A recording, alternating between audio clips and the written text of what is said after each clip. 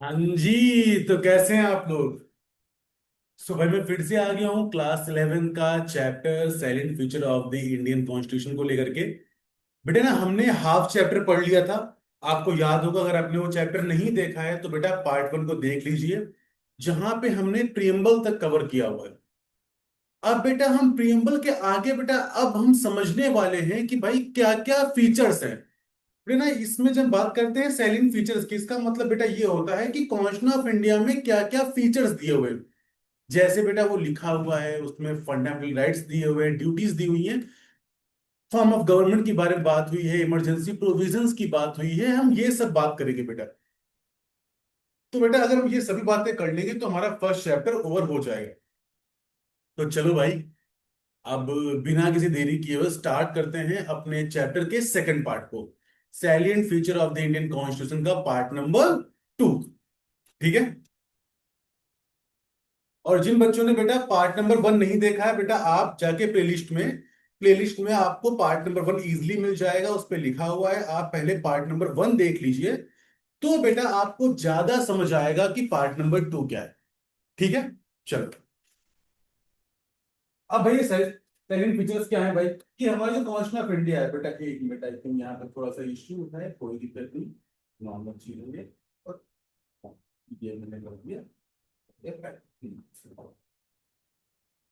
Second feature की बात करते हैं तो बच्चा जो हमारा कॉन्स्टिट्यूशन ऑफ इंडिया है, जो बेटा हम सबसे पहली बात लिखेंगे बच्चा, it is the longest written constitution in the world. बेटा वन ऑफ द लॉन्गेस्ट, और we can say longest written constitution in the world. बच्चा आपको ये लाइन जब बेटा आपने एग्जाम में लिखोगे, तो हाँ, आप इसमें बहुत सारी बातें आप लोग हमेशा यही करते हो कि लाइक कि एक सेंटेंस को 4 बार, 4 या 5 बार फ्रेम करना डिफरेंट डिफरेंट वर्ड्स में। बट ना जो ये वर्डिंग है कि constitution Indian constitution is the longest written constitution in the world, ये बच्चा लाइन आपको जरूर मेंशन करनी चाहिए, बिकॉज ये बहुत ही यूनिक फीचर है किसी भी चीज का, लॉन्गेस्ट, लार्जेस्ट। जब बेटा हम इसकी बात करते हैं तो आपको ये तो पक्का लिखना चाहिए। ठीक है। अब बेटा ये लॉन्गेस्ट क्यों है भाई, बिकॉज ना बेटा बहुत ही डिटेल्ड बना हुआ है। हमारा कॉन्स्टिट्यूशन ऑफ इंडिया बहुत डिटेल्ड बना हुआ है। जब ना बच्चा हम बात करते हैं अपनी नेबरिंग कंट्रीज की, हम नेपाल की बात करते हैं, बच्चा नेपाल का कॉन्स्टिट्यूशन कितनी बार चेंज हुआ है, पाकिस्तान का कॉन्स्टिट्यूशन कितनी बार चेंज हुआ है, बट हमारे इंडिया को के कॉन्स्टिट्यूशन को कभी चेंज करने की जरूरत नहीं पड़ी। हमने उसमें अमेंडमेंट्स किए, बदलाव किए छोटे मोटे, बट कभी ये नहीं हुआ कि नहीं भाई इस पूरे चैप्टर को हटाओ, हमें अब नया पूरा बनाना है। नहीं, ऐसा कभी नहीं हुआ। क्यों? बहुत ही डिटेल, बहुत ही सोच के साथ बना हुआ है ये। तो यहाँ पे अगर हमारे फंडामेंटल राइट्स को बताया गया है, तो साथ में फंडामेंटल ड्यूटीज को भी बताया गया है। और अगर हमारी राइट्स और हमारी ड्यूटीज की बात हो रही है, तो स्टेट की क्या ड्यूटी है पॉलिसी बनाते टाइम पे, उनको भी बताया गया है। DPSP, directive principles of state policy. Directives, principle, वो प्रिंसिपल जिनको डायरेक्ट किया गया है कि स्टेट जब अपनी पॉलिसी को बनाए तो इन प्रिंसिपल्स को फॉलो करना चाहिए, नॉट कंपलसरी। और कंपलसरी क्यों नहीं है बच्चा, हम इसकी भी बात करेंगे पक्का। ठीक है। तो बच्चा क्या बोला मैंने, कि बहुत ही डिटेल्ड है हमारा कॉन्स्टिट्यूशन ऑफ इंडिया है, जहां पे इमरजेंसी की बात होती है, सेंटर की बात है, स्टेट की बात है, प्रेसिडेंट, गवर्नर, इन सभी की बात उसने बहुत ही डिटेल्ड प्रोविजन में कर रखी है। That's why our constitution is the longest in the world. ठीक है बच्चा, ये आपको लिखना है, ये आपका पहला फीचर होगा।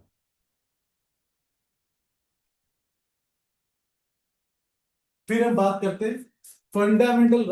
देखिए बच्चा आपको दिख रहा होगा, fundamental rights, directive principle of state policy and fundamental duty. फिर वही सेम चीज बच्चा लिखी हुई है यहाँ पे।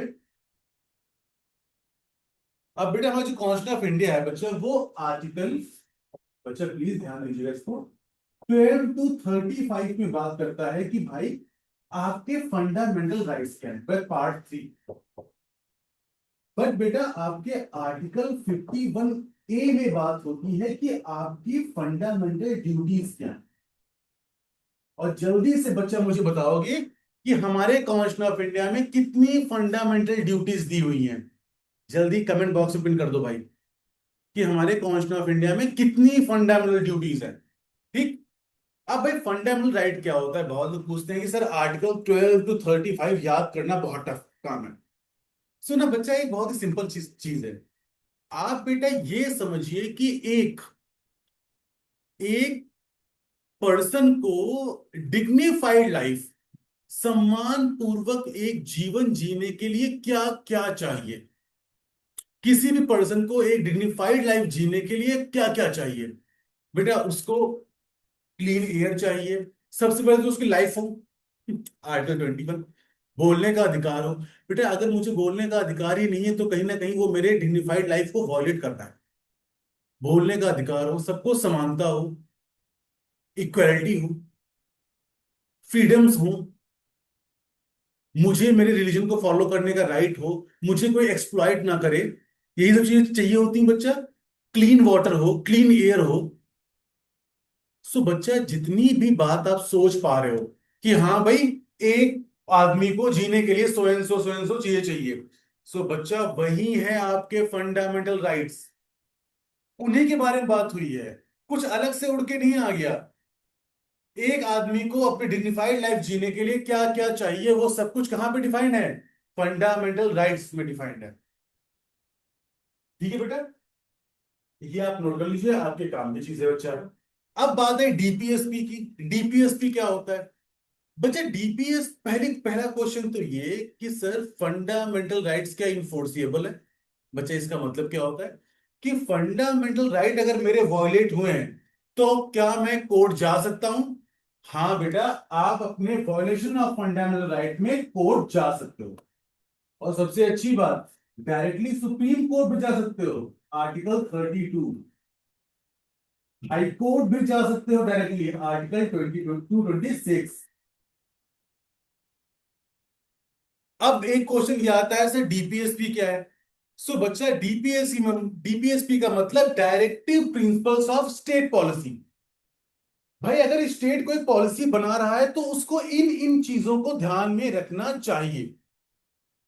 आर्टिकल नंबर 36 to 51 किसकी बात करता है? Directive principles of state policy. If I am not wrong chapter number 4, and I am not बेटा, सो परेशान नहीं होना। ठीक है। अब भाई directive principles of state policy की बात की गई, बट क्या ये इन्फोर्सेबल है? तो बेटा आंसर आता है नो। मतलब कि अगर स्टेट इनको फॉलो नहीं करता है, अगर स्टेट अपनी पॉलिसीज को बनाते हुए डायरेक्टिव प्रिंसिपल्स को फॉलो नहीं करता है तो क्या स्टेट पे केस हो सकता है? The answer is no. अब आप कहोगे सर क्यों नहीं होता, ये बात मुझे आप समझाइए। देखो बेटा मुझसे एक बात समझो, बेटा फंडामेंटल राइट्स जो होते हैं वो जनरली मेनली नेगेटिव राइट्स है। मतलब स्टेट को प्रोहिबिट किया गया है डिस्क्रिमिनेशन करने से, स्टेट को प्रोहिबिट किया गया है हमारे फ्रीडम्स को रोकने से, स्टेट को प्रोहिबिट किया गया है हमें इक्वल ट्रीटमेंट ना देने से। बच्चा फंडामेंटल राइट को अप्लाई करने में स्टेट को कुछ आउटर फोर्स नहीं चाहिए। बस उसे मना कर, मैं आपसे बोलूं बेटा आप मुझे पानी मत दीजिए, जैसे एग्जांपल कि मुझे प्यास लगी है, मैं आपसे बोलूं बेटा आप मुझे पानी मत दीजिए, तो क्या आपको कुछ करना है? कुछ नहीं, बस आप बैठे रहोगे ऐसे। मैं बोलूं बेटा मुझे पानी दीजिए, तो आप अपने बेड से उठोगे, पानी लेने जाओगे, अब चेक करोगे पानी है कि नहीं है, होगा तो ग्लास देखोगे, ग्लास में पानी भरोगे, फिर पानी यहां लेकर के आओगे। सो बच्चा किसी चीज को अप्लाई करने में we need multiple sources, economic source, infrastructure, वो कम्युनिटी, वो लोग, स्किल्ड पर्सन, बहुत कुछ लगता है बेटा। तो इसीलिए बच्चा डायरेक्टिव प्रिंसिपल्स को हम इनफोर्सेबल नहीं कर सकते, बिकॉज डायरेक्टिव प्रिंसिपल्स को अप्लाई करने के लिए बेटा we need multiple things. We need infrastructure, we need economy, we need resources, we need wealth, सब कुछ चाहिए। सो बेटा इसीलिए बेटा हमने उनको इन्फोर्सेबल नहीं कर रखा है। बट जो हमारे फंडामेंटल राइट है उसमें स्टेट को कुछ नहीं करना, बस वो बैठा हुआ है ऐसे। भाई अगर तब भी तुम उन्हें नहीं कर रहे हो तो मतलब क्या है, गलत कर रहे हो, दैट्स वाई वो इन्फोर्सेबल है, उन पे कोर्ट का केस हो सकता है। बट फंडा डीपीएसपी को फॉलो ना करने पे इन्फोर्सिबिलिटी नहीं होती, आप कोर्ट केस नहीं कर सकते। ठीक है बच्चे, इस बात को आप समझ गए हो? तो बच्चा स्क्रीनशॉट ले लो, मैं हट जाता हूँ। वेट अ मिनट, हट गया मैं। ठीक है, आ जाओ भाई। अगला क्या, अगला है कि constitution provision for amendment of the constitution, constitution provision of amendment act किस आर्टिकल में है? आर्टिकल 368। इसकी बहुत प्यारी कहानी है, मेरा मन है ना बेटा, जो ये अमेंडमेंट है, जो आपका बेसिक स्ट्रक्चर है बेटा, वहीं से अमेंडमेंट की पार पे बात हुई थी। मेरा मन है एक ऐसा वीडियो बनाने का जहां पे हम कामेश्वर प्रसाद से लेकर के केशवनंद भारती तक, बेटा कामेश्वर प्रसाद से स्टेट ऑफ बिहार 1950 से लेकर के बच्चा आपका केशवनंद भारती तक के केस तक पूरी एक डिटेल वीडियो बनाए, जहां पे हम समझाएं कि कैसे क्या हुआ था। बट चलिए बेटा, वो जब वीडियो आएगी तो फॉर श्योर आपको नोटिफिकेशन आ जाएगी, तो मतलब नोटिफिकेशन बार को हमेशा ऑन रखना।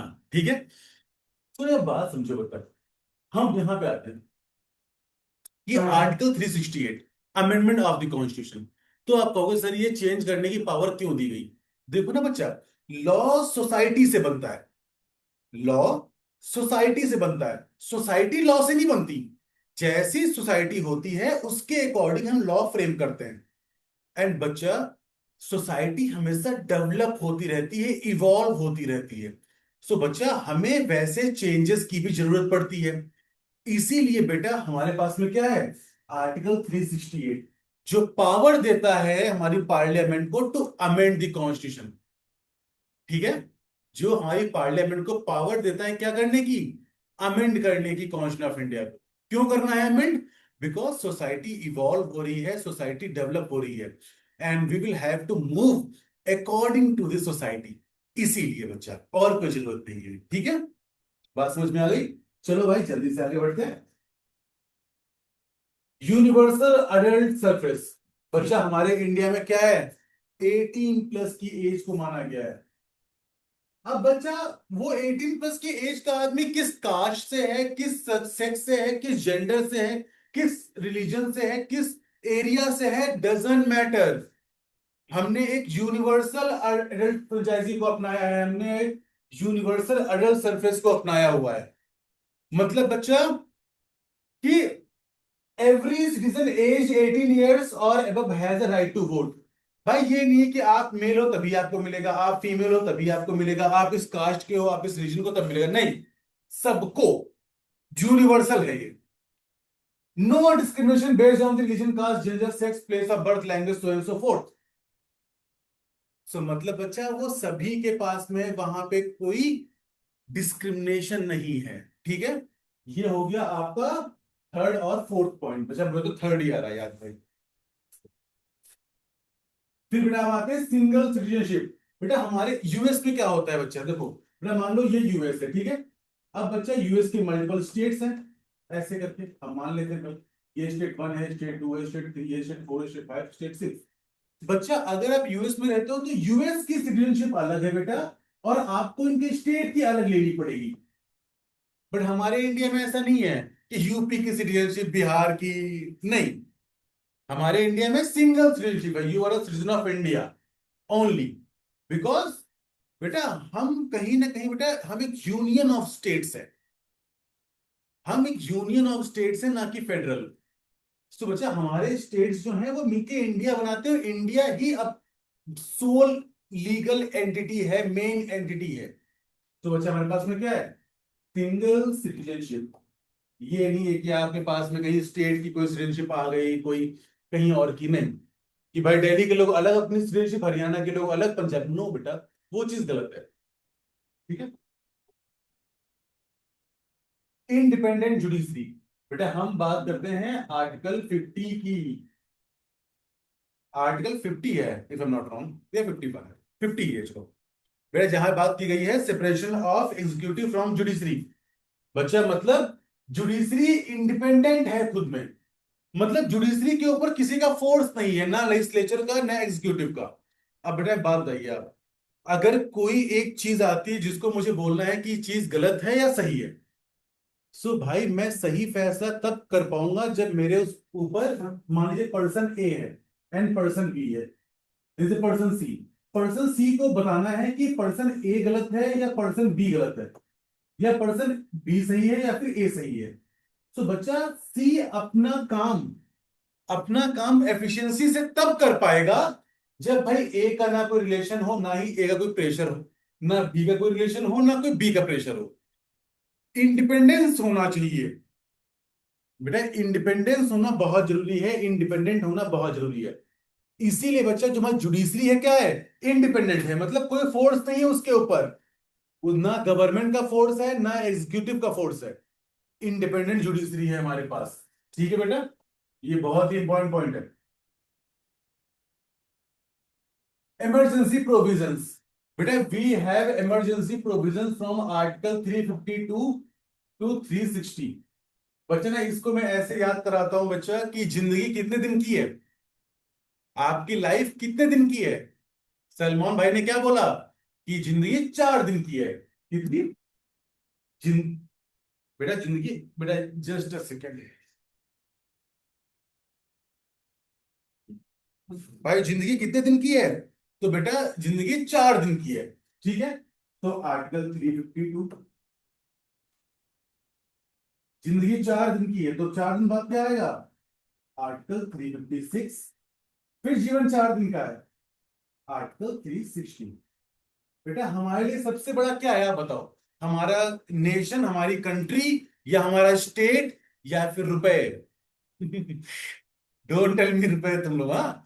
बेटा हमारी कंट्री हमारे लिए सुप्रीम है, हमारी कंट्री नहीं होगी तो हम और क्या कर पाएंगे, क्या करेंगे उस रुपए का, क्या करेंगे उस स्टेट का, अगर भाई कंट्री नहीं बची तो बच्चा कंट्री सबसे ऊपर है, तो बच्चा नेशनल इमरजेंसी सबसे ऊपर है।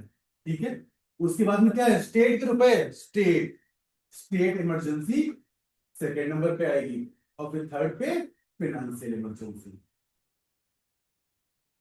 बच्चा आप इसको ऐसे याद कर सकते हो इजिली वे में। ठीक है, so we have a emergency provisions as well. बच्चा ना मुझे कमेंट बॉक्स में बताओ कि इमरजेंसी लगने पे कौन कौन से आर्टिकल जो हैं वो सस्पेंड नहीं होते। जिसने बता दिया बेटा फॉर श्योर मैं आपको चॉकलेट दूंगा, चाहे आप जहां रहते हो, 5 रुपए की चॉकलेट पक्का।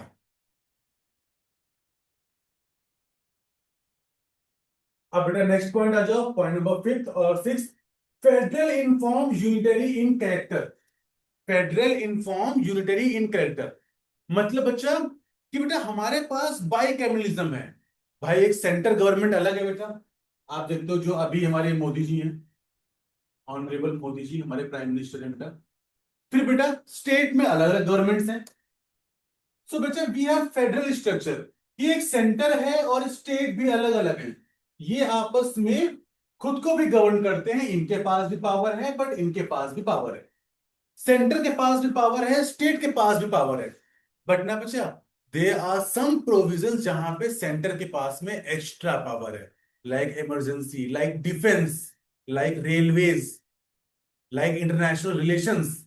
सो बच्चा तो हमारी जो गवर्नमेंट है, जो हमारा कॉन्स्टिट्यूशन ऑफ इंडिया है, वो फेडरल है इनफॉर्म, उसने दोनों को पावर दे रखी है। बट जब कैरेक्टर देखते हैं उसका तो यूनिटरी है, क्यों भाई, सेंटर के पास ज्यादा पावर है, इसीलिए बच्चा। Are you getting my point, किसी को स्क्रीनशॉट लेना हो ले सकते हो। Division of power with the same चीज हमने बात कर चुके हैं हम इससे पहले भी। स्केड्यूल्स ऑफ द कॉन्स्टिट्यूशन, बच्चा हमारे कॉन्स्टिट्यूशन ऑफ इंडिया में स्केड्यूल्स दिए हुए हैं। बच्चा ये क्या है बच्चा, ये एक एडिशनल डिटेल्स हैं रिगार्डिंग आर आर्टिकल्स, जो बेटा हमारे आर्टिकल्स दिए हैं बेटा, उनके अलावा एक एडिशनल डिटेल्स और दी गई है हमें। एनेक्चर्स हम बोल सकते हैं बट बोलना नहीं चाहिए बच्चा, दे आर शेड्यूल्स। ओके, तो बच्चा वो दिए हुए क्यों, आर्टिकल को सपोर्ट करने के लिए, आर्टिकल को और समझने के लिए, आर्टिकल की और डिटेल्स को जानने के लिए। जो बच्चा आपके इंपॉर्टेंट शेड्यूल्स हैं बेटा, ओरिजिनली 8 थे, आप कितने हो गए, 12 हो गए बच्चा। जो आपके इंपॉर्टेंट है बच्चा कौन से हैं, फर्स्ट, 7th, 8th, 10th और 11th, एंड 12th भी कर सकते हो बच्चा, क्योंकि बेटा 11th में क्या है, पावर ऑफ पंचायत, 12th में क्या है, पावर ऑफ म्यूनिसपैलिटीज। बच्चा ये आपके बहुत ही इंपॉर्टेंट है, तो प्लीज बच्चा आप इनको याद रखिएगा। आप इसका बेटा स्क्रीनशॉट भी ले लीजिए, आपके लिए बहुत इंपॉर्टेंट चीज है। समरी क्या है बच्चा, अब बेटा हमने अपने सभी फीचर्स को पढ़ लिया, ठीक है। सो समरी पे आते हैं सीधे भाई। समरी क्या बोलती है, भाई मॉडर्न एंड कॉम्प्रिहेंसिव डॉक्यूमेंट है। क्यों मॉडर्न क्यों बोला हमने? भाई ये बना तो 1947 में था, सॉरी 1949 बना था, तो हमने तो मॉडर्न क्यों बोला? अमेंडमेंट होते रहते हैं तो मॉडर्न तो रहेगा ही। सोसाइटी चेंज हुई, हमने अमेंडमेंट कर दिया, मॉडर्न भी है। लेंथिएस्ट रिटन कॉन्स्टिट्यूशन है बच्चा, हमारे पास में प्रियम्बल भी है, हमारे पास में फंडामेंटल ड्यूटीज फंडामेंटल राइट्स भी दिए हुए हैं, हमारे पास में यूनिवर्सल अडल्ट सफरेज है, सिंगल सिटीजनशिप है, इंडिपेंडेंट जुडिशरी है। So that these are the are main salient features of the Indian constitution. अच्छा आप इसकी एक वो ले लीजिए, स्क्रीनशॉट ले लीजिए, आपके लिए अच्छा रहेगा। And thank you so much everyone. So बच्चा अपनी प्रिपरेशन को भी क्लास 11 से ही, बच्चा हम अपनी प्रिपरेशन को ऐसे करेंगे कि हम चाहे किसी भी एग्जाम के लिए जा रहे हो, सबसे पहले तो भाई अपना 11 12 की प्रिपरेशन बहुत अच्छे से करनी है, ठीक है? उसमें कोई दिक्कत नहीं आनी चाहिए। और कैसी चल रही है तुम लोग की प्रिपरेशन, जल्दी से बताओ मुझे कमेंट बॉक्स में। और उसके ऊपर बच्चा जो हमारे हम किस कॉम्पिटेटिव एग्जाम के लिए जा रहे हैं, हम क्लैट के लिए जा रहे हैं, सीयूईटी के लिए जा रहे हैं, ए लेट किस एग्जाम के लिए जा रहे हैं बच्चा, उस पे भी हमें फोकस रहना चाहिए। अगर बच्चा आपको कभी भी कोई भी प्रॉब्लम होती है, आपको कोई भी डाउट है, सो बच्चा आप दिए गए नंबर पे कांटेक्ट कर सकते हो। बच्चा हम लोग ऑफलाइन जो है बेटा वो सिचुएट करते हैं दिल्ली में, हौज खास एंड लक्ष्मी नगर। और बच्चा हम ऑनलाइन पूरे अपने इंडिया में कवर करते हैं, ठीक है? सो परेशान बिल्कुल नहीं होना, कभी भी कोई दिक्कत हो, मुझसे बात करनी हो, मेरी टीम से बात करनी हो, बच्चा डायरेक्टली बात कर सकते हो। एंड फॉर श्योर बेटा आई विल ट्राई, थोड़ा सा टाइम का इशू रहता है बिकॉज बच्चा क्लैट के बहुत सारे बैचेस एंड ऑल हैं, सब कुछ चलता है। बेटा for sure I will try कि बहुत जल्दी क्लास 12th या की वीडियोस आएंगी, और बड़ा साथ साथ आपकी 11th की भी प्रॉपर सीरीज चलती रहेगी। हम ट्राई करेंगे कि आपके बिफोर ए फाइनल एग्जाम 1 और 2 मंथ बिफोर बेटा हम पूरी सीरीज को कंप्लीट कर दें, ठीक है? Thank you so much everyone, have a nice day, thank you so much.